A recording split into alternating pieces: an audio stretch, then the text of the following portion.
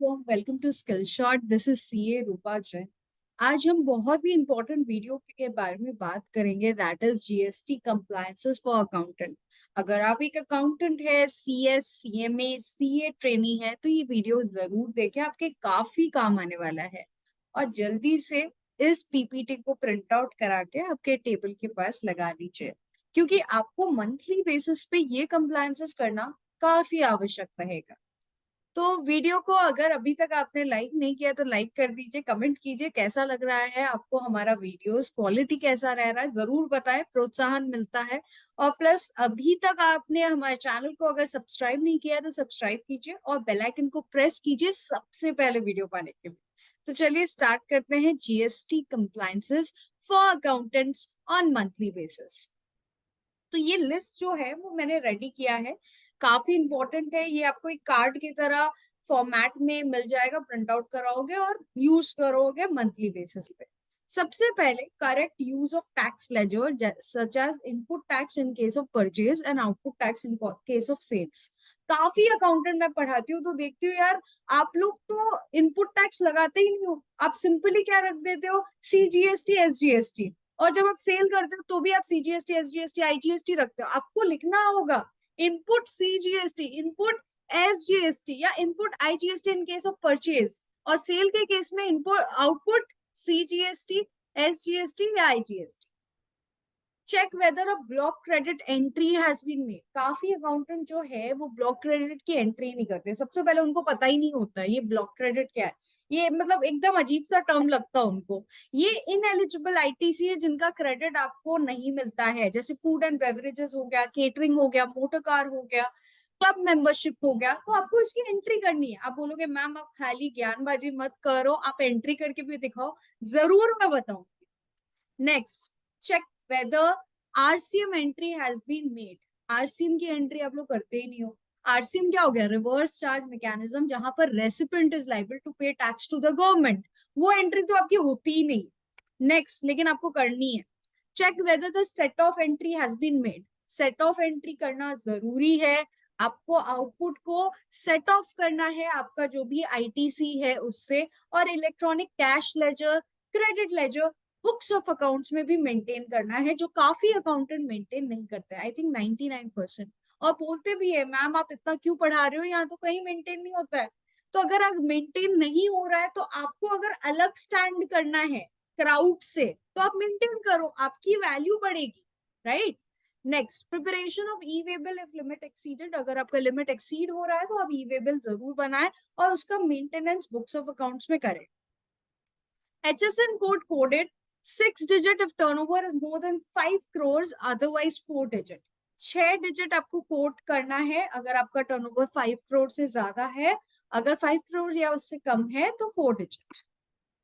Credit reversal of payment is not made with in 180 days. ये भी आपको एक चेक रखना है कि कौन कौन से क्रेडिटर 180 डेज से ज्यादा हमारे बुक्स ऑफ अकाउंट्स में हैं, जिनको अभी तक हमने पेमेंट नहीं किया है.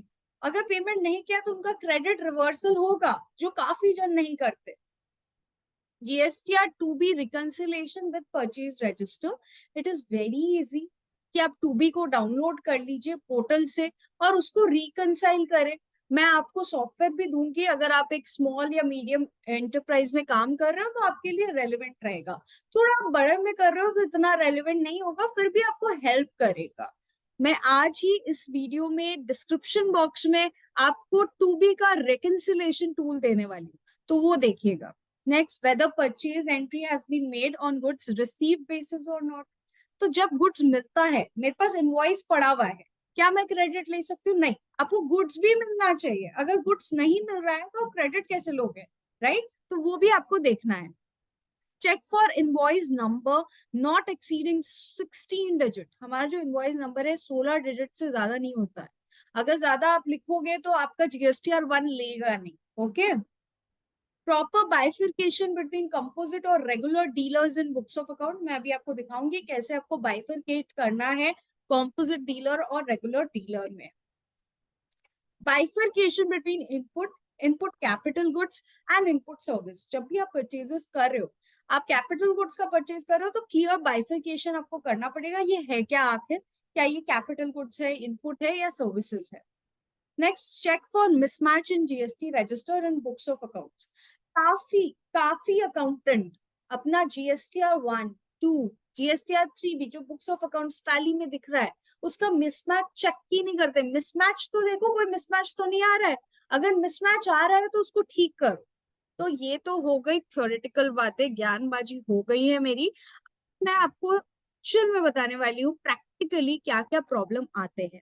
तो ये ऑलरेडी मैंने एंट्री किया हुआ है, क्योंकि मैं जानती हूँ कि कोई इतना लंबा वीडियो नहीं देखता है अगर मैं एंट्री करूंगी तो डे बुक में हम जाएंगे। डे बुक में जाने के बाद देखिए मेरी ऑलरेडी बहुत सारी एंट्री हुई हुई है। हम सबसे पहले परचेज में जाएंगे।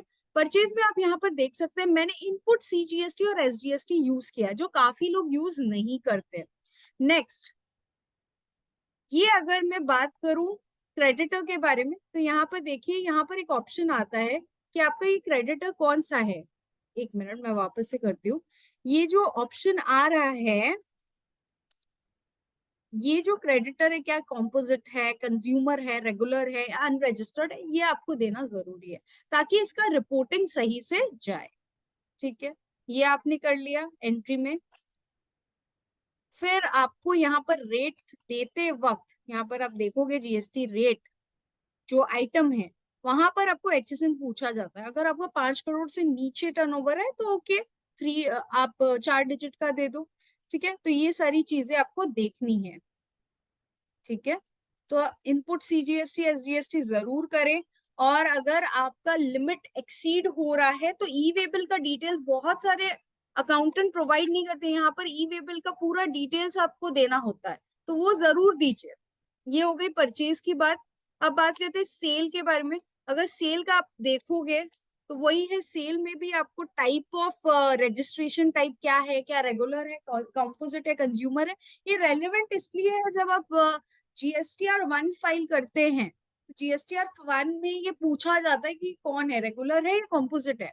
वो तो ऑटोमेटिकली ले लेता है GSTN नंबर के बेसिस पे, लेकिन आपको बुक्स में भी तो सही से मेंटेन करना है ना कि किसको आखिर में मैंने सेल किया है। ठीक है, ये समझ में आ गया होगा आपको। और एक चीज ध्यान रखिए, मैंने आउटपुट CGST और SGST का यूज किया है। काफी लोग आउटपुट CGST SGST यूज नहीं करते, सिर्फ CGST और SGST। आपको बाइफरकेशन तो करना पड़ेगा ना कि ये आपका आउटपुट है या इनपुट है, तो ये भी आपको ध्यान में रखना है। नेक्स्ट एंट्री की अगर हम बात करें तो केटरिंग की एंट्री। केटरिंग जो है उसमें ब्लॉक क्रेडिट है। ब्लॉक क्रेडिट मतलब क्रेडिट नहीं मिलेगा। अगर क्रेडिट नहीं मिलेगा तो आपको सिंपली अंदर जाना है इसके और GST एप्लीकेबिलिटी में। यहाँ पर आप देखिए इज इनएलिजिबल फॉर ITC। क्या ये इनएलिजिबल है ITC के लिए? आपको सिंपली यस करना है, यस ये इनएलिजिबल है। बता तो दो टैली को, टैली को आपको बता दिया है आपने। उसके बाद यहाँ पर आपको इनपुट CGST SGST इसलिए लिखना है, डेबिट करना है इसलिए आप डेबिट कर रहे हो क्योंकि आपको बताना है कि कितना इनएलिजिबल है ITC के लिए।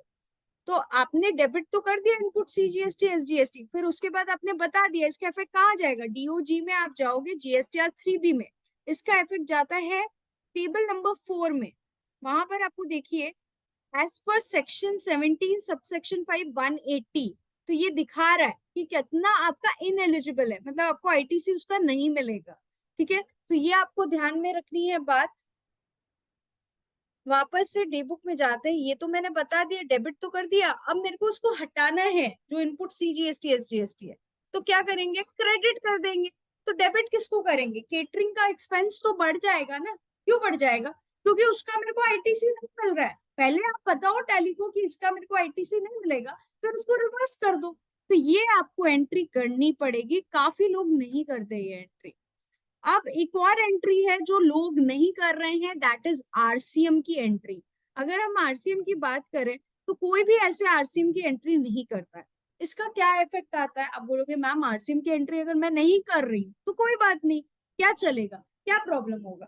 तो आप एक बार देखिए, जब मैं RCM की एंट्री करती हूँ तो मेरा DOG GSTR 3B में अगर आप देखो तो इसमें RCM चार्ज इनवर्ट सप्लाई, इसमें टू बी बुक जो है वो 0 आ रहा है। टू बी बुक का मतलब कि बुक करना बाकी है। अब बुक करना तो बाकी नहीं है क्योंकि मैंने एंट्री कर दी है। अगर मैं एंट्री नहीं करती, सपोज कीजिए मैं एंट्री नहीं करती, मैं उसको ऑप्शनल कर देती हूँ एक बार डे बुक में जाके, ये वाले को कंट्रोल एल कंट्रोल ए, तो ये ऑप्शनल हो गया है मेरा, इसका इफेक्ट तो मेरे हिसाब से नहीं आना चाहिए। डीओजी में जाएंगे, जीएसटीआर 3P में, अब देखिए यहाँ पर क्या आ रहा है, to be booked. To be book मतलब भाई बुक करनी बाकी है। यहाँ पर आपको क्या आ रहा है, लाइबिलिटी बुक नहीं हुआ है, आपको बुक करना है। बहुत सारे अकाउंटेंट ये एंट्री नहीं करते। मैं ऑप्शनल से हटाती हूँ एक बार, डे बुक में जाती हूँ और ऑप्शनल से हटा देती हूँ उसको, कंट्रोल एल कंट्रोल ए। तो आप देखिए ये एंट्री क्या होगी, input CGST RCM SGST RCM to input CGST RCM payable to input SGST RCM payable. तो ये एंट्री तो करनी है। संग में जब आप कैरेज इनवर्ट की एंट्री कर रहे हो, इन case of goods transport agency RCM applicable है। तो आप यहाँ पर देखिए, जब हम जीएसटी एप्लीकेबल करेंगे तो यहाँ पर इस रिवर्स चार्ज एप्लीकेबल को यस करना है। ये आप लोग करना ही भूल जाते हो कि रिवर्स चार्ज एप्लीकेबल है या नहीं। यस तो करोगे, समझ में आ रहा है। तो ये सारी चीजें, उसके बाद आपको क्या करना है, उसके बाद आपको जमा देना होता है पैसा। कहाँ जमा देना होता है पैसा, जब आप सेट ऑफ करते हो तो कुछ तो आईटीसी से आप सेट ऑफ कर लेते हो, बाकी आपको कैसे पे करना पड़ता है, कैश लेजर से। तो जब जमा दोगे तब एंट्री क्या होगा, ये जो इलेक्ट्रॉनिक कैश लेजर है सीजीएसटी और एसजीएसटी, ये डेबिट होगा, क्योंकि आप क्या कर रहे हो, इलेक्ट्रॉनिक कैश लेजर में पैसा दे रहे हो। और क्रेडिट क्या होगा, एचडीएफसी बैंक या जो भी बैंक आप यूज कर रहे हो, राइट। बैंक से तो ट्रांसफर हो रहा है कैश लेजर और क्रेडिट लेजर में। बहुत सारे लोग तो कैश लेजर बनाते ही नहीं है बुक्स ऑफ अकाउंट्स में, वो भी बनाना है अपन को। आप यहाँ पर देख सकते हो मैंने कैश लेजर को क्या किया, डेबिट किया, ठीक है। नेक्स्ट, सेट ऑफ एंट्री की अगर मैं बात करूं तो मैं आपको सेट ऑफ एंट्री दिखाती हूँ कैसे मैंने किया है। आउटपुट को मैंने डेबिट किया है और input CGST RCM payable SGST RCM payable को क्या किया, क्रेडिट किया है। फिर क्या किया है, सॉरी डेबिट किया है, इनपुट सीजीएसटी आरसीएम पेबल और इनपुट एसजीएसटी आरसीएम पेबल, इसको इसलिए डेबिट किया है क्योंकि ये मेरा क्या है, लायबिलिटी है। अब इसको पे कैसे करेंगे, देखिए आउटपुट को तो हम इनपुट सीजीएसटी और एसजीएसटी से पे करेंगे, लेकिन आरसीएम पेबल को हम कैसे पे करेंगे, कैश से, कैश लेजर से। और रिमेनिंग जो इनपुट एडजस्ट करने के बाद कुछ अगर लाइबिलिटी बच रही है आउटपुट की, तो कैसे पे करेंगे, कैश लेजर से। तो ऐसे मैंने पेमेंट किया है, ऐसे मैंने मेंटेन किया है मेरा बुक्स ऑफ अकाउंट्स। अगर आप बैलेंस शीट में जाके देखो, मैं आपको बैलेंस शीट की कहानी पूरी दिखाती हूँ। यहाँ ड्यूटीज एंड टैक्सेस में ऑल्ट F2 कर रही हूँ मैं, F12 से ओपनिंग बैलेंस और शो ट्रांजैक्शन कर रही हूँ। अब देखिए कि मैंने क्या कर दिया, सेट ऑफ कर दिया और मेरा कुछ भी बैलेंस बच रहा नहीं है। तो मैंने हर चीज मेंटेन किया है, कैश लेजर भी मेंटेन किया है, आरसीएम पेबल भी मेंटेन किया है, सीजीएसटी आरसीएम जो है वो भी मेंटेन किया है, आउटपुट सीजीएसटी एसजीएसटी भी मैंने मेंटेन किया है। तो आपको ऐसे सब चीज मेंटेन करना है। आप बोलोगे कोई नहीं करता, हम क्यों करें। तो यार आपको प्राउड में थोड़ी ना चलना है, आपको लोगों से अलग होना है, आपको अच्छा करना है अपने करियर में, तो आपको ये तो करना ही पड़ेगा। ठीक है, ये समझ में आ गया होगा कि कहाँ कहाँ हमने बेनिफिट लिया। लास्ट है हमारा, that is GSTR two B का रेको। आपको रिकंसिलिएशन टूल में डिस्क्रिप्शन बॉक्स में देने वाली हूँ, बहुत रेलेवेंट है, मैं दिखा देती हूँ कि कैसे रेको करना है। ये मेरा रिकंसिलिएशन टूल है जो जीएसटीएन नंबर वाइज रेको करता है।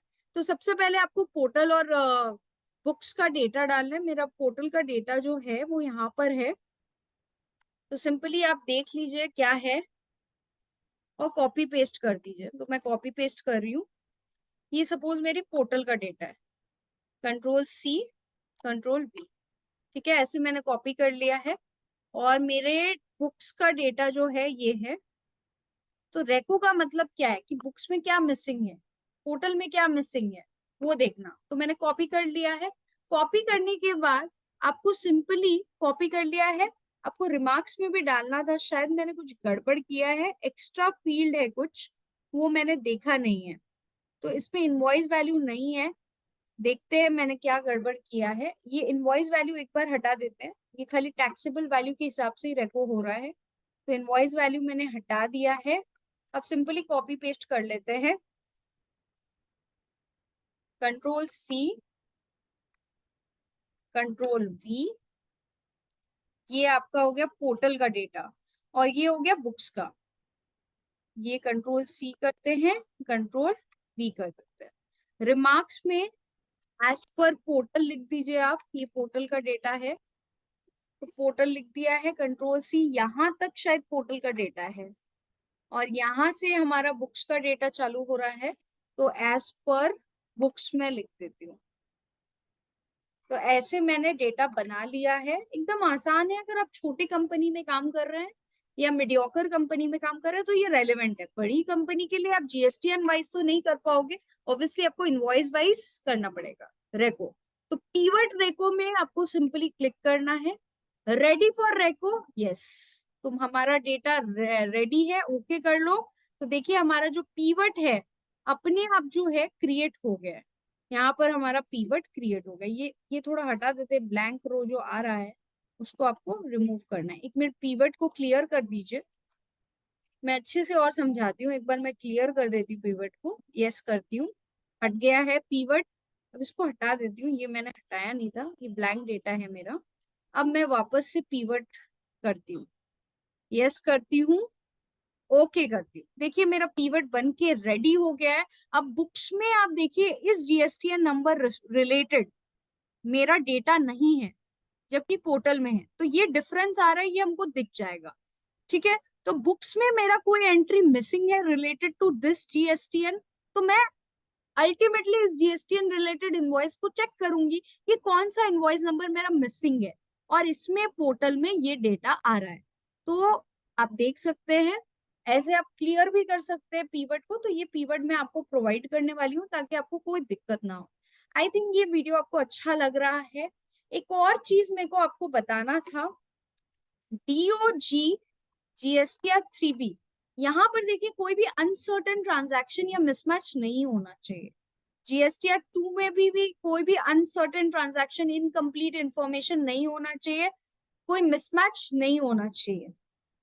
जैसे इसमें विथ मिसमैच इन इंफॉर्मेशन, तो जो भी मिसमैच है, जैसे supplier invoice number is not specified या 16 डिजिट से ज्यादा है, इसमें मैंने सप्लायर का इनवॉइस नंबर नहीं दिया है, तो ये सारा डिटेल्स आपको प्रॉपरली देना होगा, कोई मिसमैच नहीं होना चाहिए।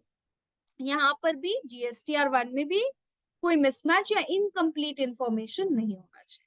तो ये आपको मंथली बेसिस पे कंप्लायंसेस करना है। मैं जीएसटी का रेको टूल पीपीटी आपको दे रही हूँ, आप ये वीडियो अच्छे से देखिए, और डेली तो नहीं मंथली बेसिस पे ये कंप्लायंसेस जरूर करें। रेको करके अपने पार्टी को इंटीमेट कीजिए कि यार आपने अभी तक जीएसटीआर 1 भरा नहीं है। Okay, thank you so much guys, hope ये वीडियो अच्छा था। जरूर बताएं कि कैसा लग रहा है हमारा वीडियो। Thank you.